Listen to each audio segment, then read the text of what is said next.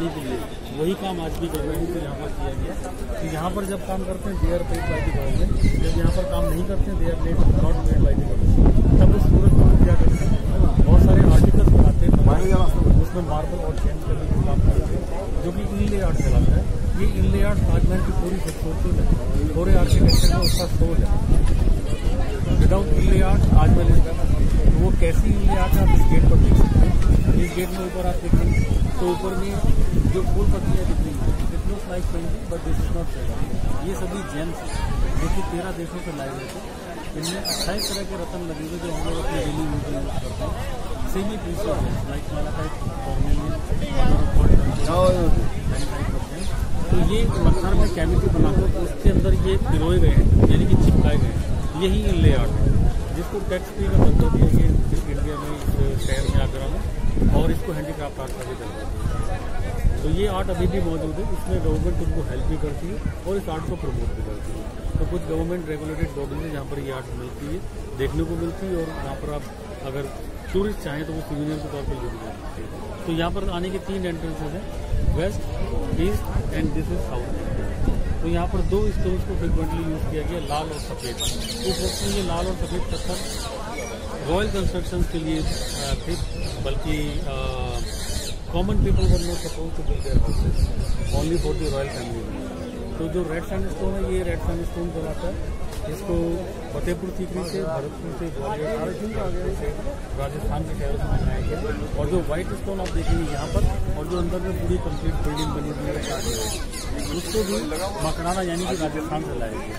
तो वो सफ़ेद पत्थर जो मार्बल है पूरे वर्ल्ड का बेस्ट मार्बल, उसके बारे में और आपको तो 22 साल यहाँ बदलने में लगे, 20,000 मजदूर, आर्किटेक्चर 3 टाइप का आर्किटेक्ट मैंने आपको बताया। इसकी जो सबसे बड़ी खूबसूरती है ताजमहल, ये नंबर 1 वंडर हो चुका है पूरे वर्ल्ड में, और सबसे खूबसूरत बिल्डिंग है, इसको दर्जा दिया गया। यहाँ पर मैक्सिमम हनीमूनर्स आते हैं ऑल ओवर वर्ल्ड, क्योंकि ये सिंबल ऑफ लव है, एक पति ने अपनी वाइफ। इसके अलावा यहाँ की जो खूबसूरती वो और बढ़ जाती है जब इसके नक्शे पर बात की जाती है।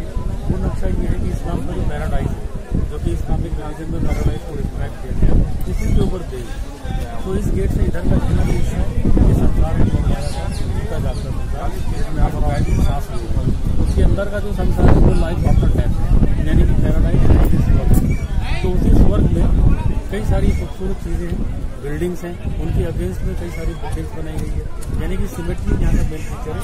हर बिल्डिंग के सामने हूबहू वैसी ही बिल्डिंग बनाई गई है।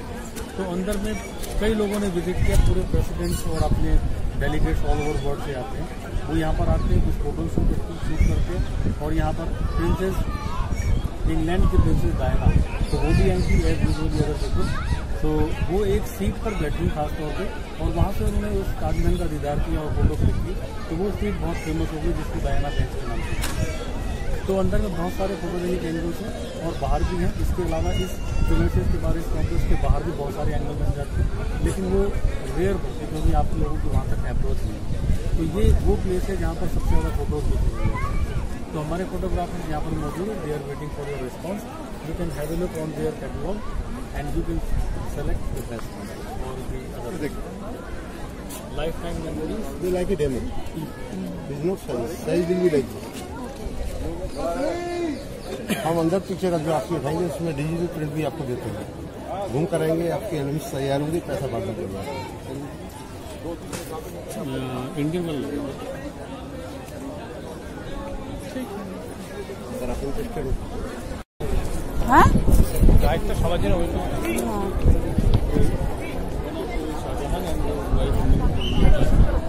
So these are duplicate graves. So original graves are downside in the basement room.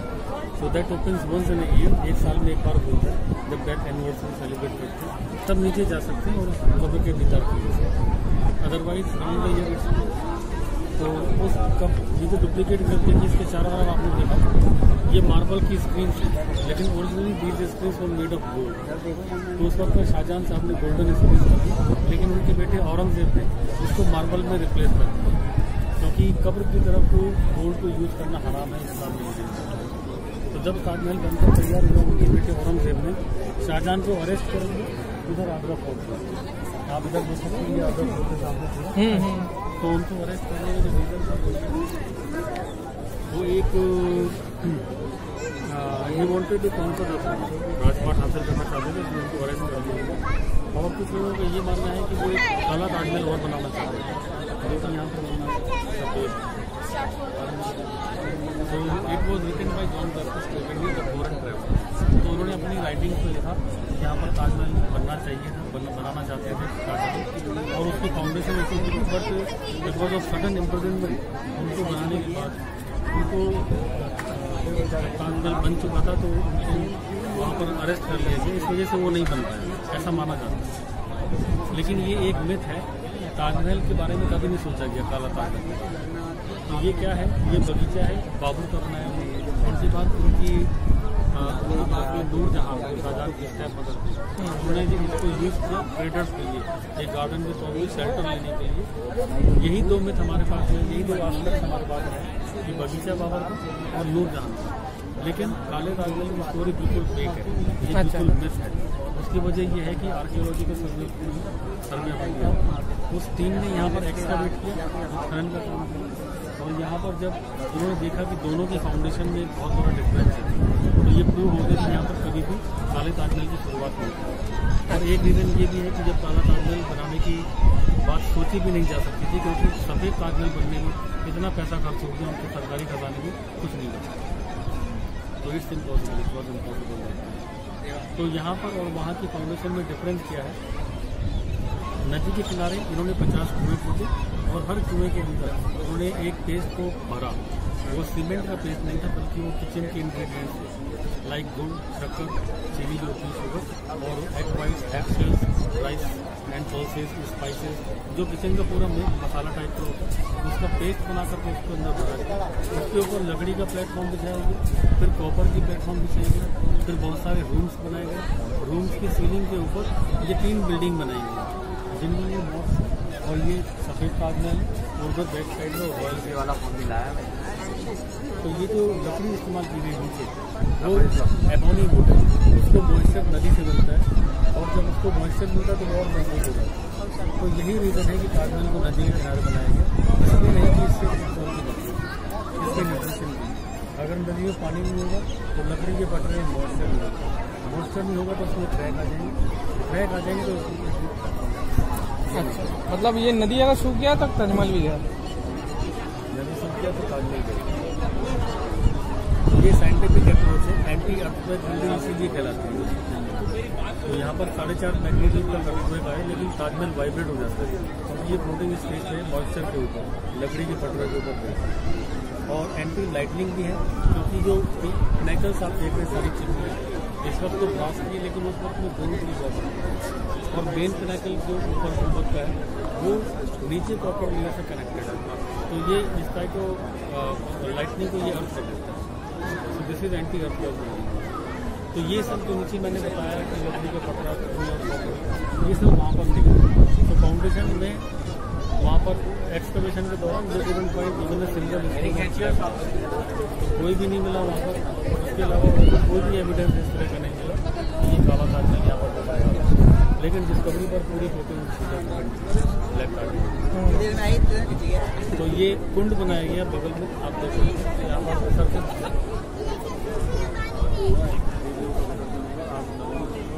तो जमुना में डायरेक्टली आप नहीं देख सकते, तो लोग आना शुरू हो गए।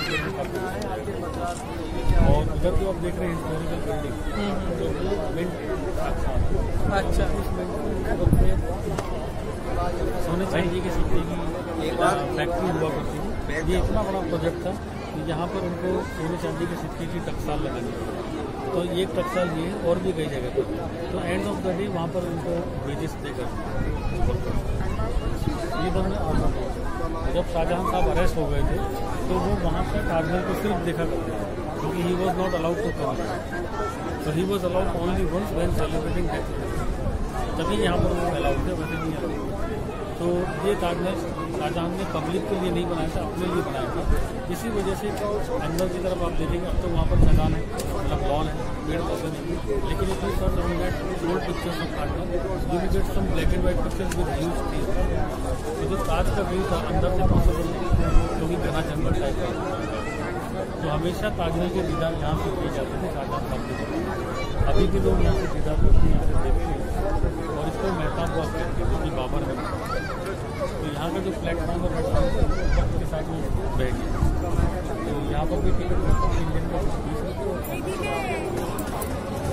तो अभी हम लोग यहाँ से चलेंगे और ये यमुना रिवर है जो कि आप जानते हैं सेकेंड ये यमुना नदी है। ये इलाहाबाद होती है। तो यहाँ पर 5 टाइम की नमाज यहाँ पर अभी हम लोग चुके हैं, लेकिन जो ऑर्गेनाइज प्रेयर है वो सिर्फ फ्राइडे को और उसमें भी कॉन्ट्रोवर्सी है। तो अभी आप चलेंगे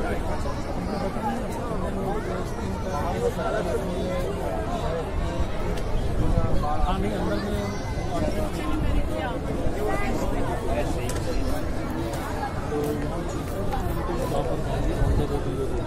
और आते भी गवर्नमेंट बॉडी में आप देख सकते हैं। अदरवाइज यहाँ पर जो उसका फुल होता है फुल माफी को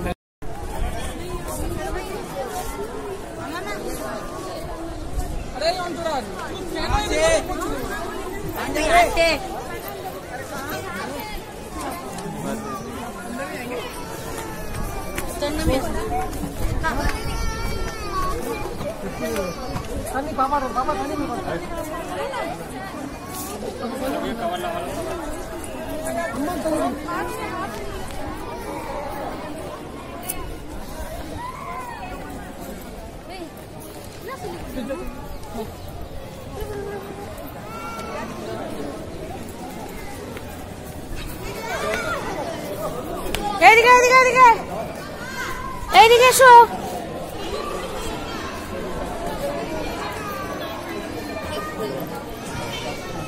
বাবা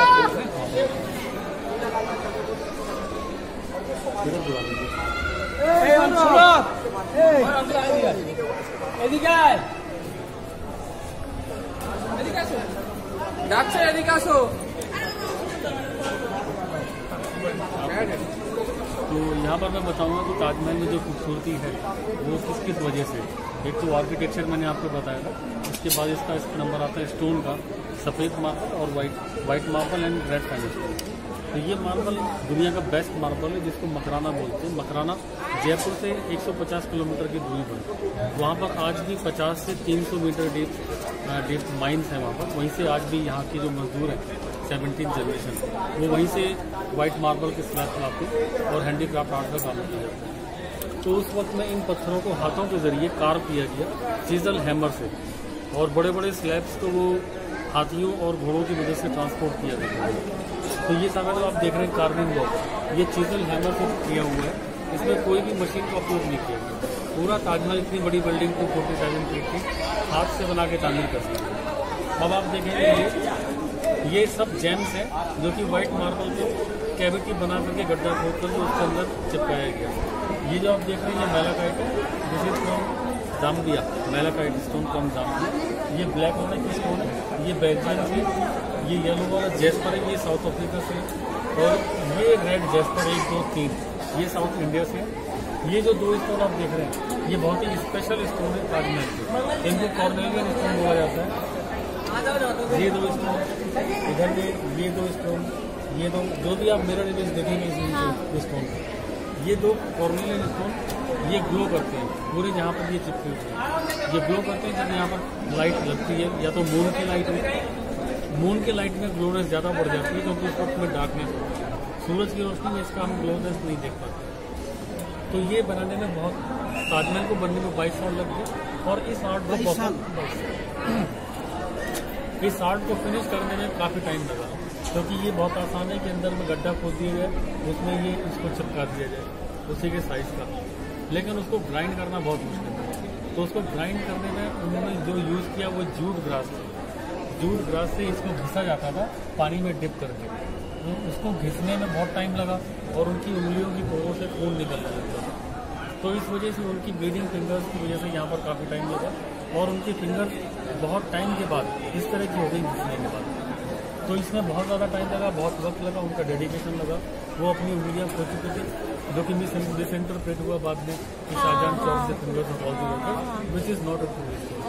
Shahjahan was very liberal team. तो ये जो मजदूर आज भी हैं 17th जनरेशन के, वो आज भी इस आर्ट पर काम करते हैं, और वो वही टूल्स यूज कर रहे हैं जो 400 साल पहले यूज किए गए, यानी कि chisel, hammer and hand grinder. और आज भी उसी तकनीक से इसको प्रोडक्ट को भेजा जाता है, उसी तकनीक से ये सारे प्रोडक्ट्स जो है वो प्रोड्यूस किए जाते हैं। तो साइट सीइंग खत्म करने के बाद मैं आपके इंटरेस्ट पर ये आर्ट दिखाना चाहूँगा। आप देख सकते हैं वर्कर्स कितनी मुश्किल से प्रोडक्ट्स को बनाते हैं और कितना उनका डेडिकेशन रहता है। उनके सेम टूल्स आप देख सकते हैं, उनकी सेम क्रिएटिविटी आप देख सकते हैं। तो ये आर्ट आगरा की स्पेशल आर्ट है, जो कि आगरा के बाहर आपको नहीं देखने मिलेगा, क्योंकि उस वक्त में शाहजहां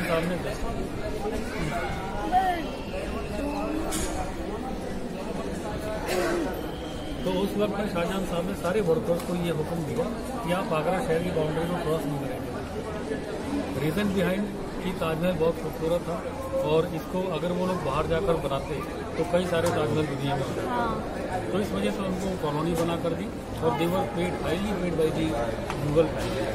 और जब ये पूरा बनकर तैयार हो गया तो उसके बाद उनकी 7 पुश्तों की जिम्मेदारी शाहजहां साहब ने बिना किसी वर्क के, बिना किसी और काम के उनको उन्होंने पे किया। They were living like royal family member. तो वो मुगल फैमिली तो अब नहीं बची, लेकिन सरकार उनकी जैसे तैसे करके मदद करेगी। तो ये आर्ट इसीलिए आगरा शहर के अंदर लिमिटेड है। उस वक्त में मुगल फैमिली की और आज की, जो कि इस आर्ट को जिंदा रखा है। तो इस आर्ट को हम लोग देखेंगे जब साइट सीइंग खत्म हो जाएगी उसके बाद। और इसके अलावा आप देखेंगे यहाँ पर जो वर्क है ये ब्लैक ऑनिश स्टोरी है, इसका मतलब सब कुछ तो एक ये हिडन मैसेज है कि वो एम्परर थे, एम्प्रेस थे, बट उनको भी मरना पड़ा, उनको भी मिट्टी में खाक होना पड़ा। और जो पहली बार आपने उस बुक पर देखा उसका मतलब था कि सारी आत्माओं का इस स्वर्ग में स्वागत है। तो हम लोग यहाँ से अंदर अंदर में कुछ अटेंडेंट ASI के, तो वो इन स्टोन्स पर डेमोन्स्ट्रेशन दिखाते हैं टॉर्च लाइट लगा कर। तो ये ग्लो करता है लाल रंग में, ये ग्लो करता है सफ़ेद रंग में, लेकिन चांदी रात जब होती है तो इसका शेड ब्लू हो जाता है।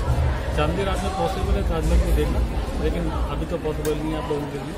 तो वो जहाँ पर हम जाएंगे वहाँ पर गवर्नमेंट ने रिप्लिका बनाई है ताजमहल की, that is second largest replica of Taj Mahal, not for sale but people can enjoy and can have a look of sunrise view, sunset view and full moon view. तो इन डिफरेंट टाइमिंग्स में कैसा दिखता है 60-70% idea वहाँ से मिलता है। तो हम लोग अंदर जाएंगे, अंदर में जो अटेंडेंट्स हैं वो आपको अट्रैक्ट करेंगे कि आप इसका डेमोन्स्ट्रेशन देखें। तो वो लोग टिप एक्सपेक्ट करते हैं as per the tradition of tourism industry. तो अगर आप उसको स्किप करना चाहें तो स्किप कर सकते हैं, क्योंकि जहाँ हम विजिट करेंगे वहाँ पर भी सेम काइंड ऑफ डेमोन्स्ट्रेशन होते हैं। So please welcome inside and take care of your photo. यहाँ पर आप देख सकते हैं, पर अंदर में मोबाइल अलाउ है। ओ मोबाइल अंदर में अलाउ नहीं है? अच्छा जी बेटा, ब्लैक ताजमहल